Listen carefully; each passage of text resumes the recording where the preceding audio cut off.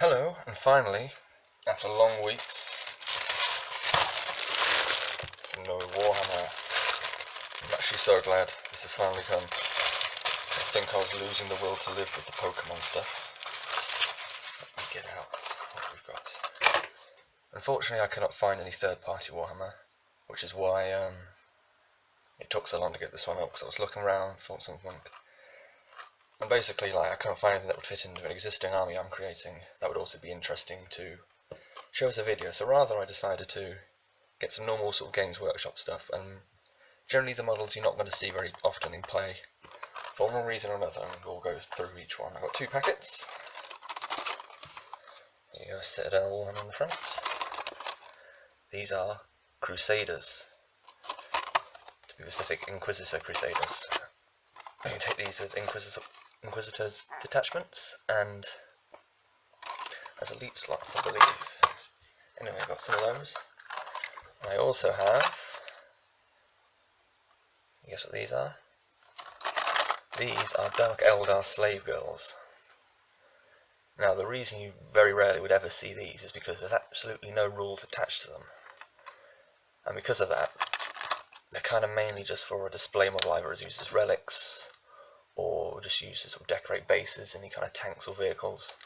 I can imagine these girls being quite nice sitting on top of, a big rhino or something, or some kind of corn throne, something of that nature. Anyway, we'll open the box up, shall we? 1 minute. Right,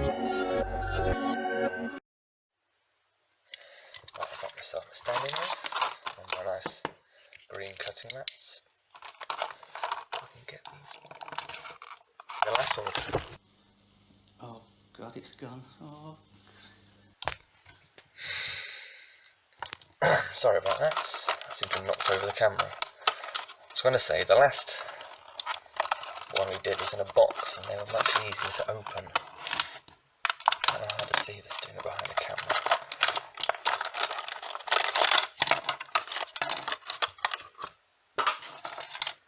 And here they are. As with all Citadel resin miniatures, there are so many goddamn sprues.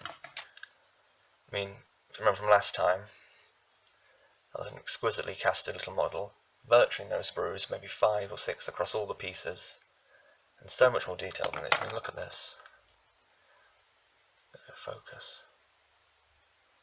Alright, the focus doesn't quite want to work, but you can still tell it's nowhere near the quality. Remember how small the little bits were next to my fingers? It's nowhere near the same kind of detail.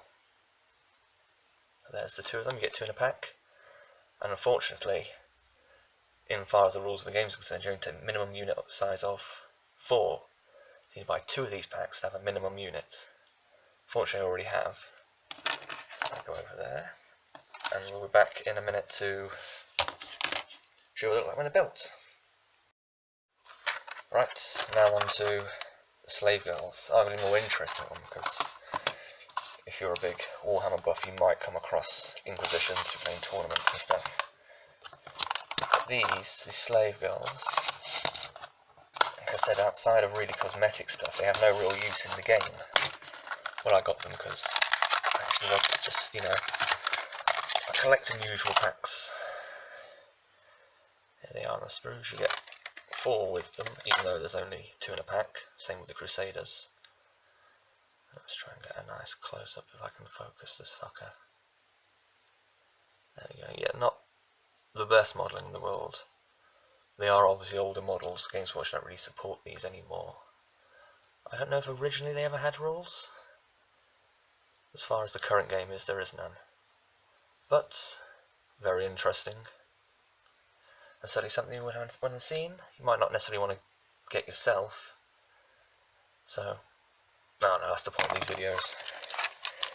And I shall mould line her, stick her together, and we'll be back to see what she looks like.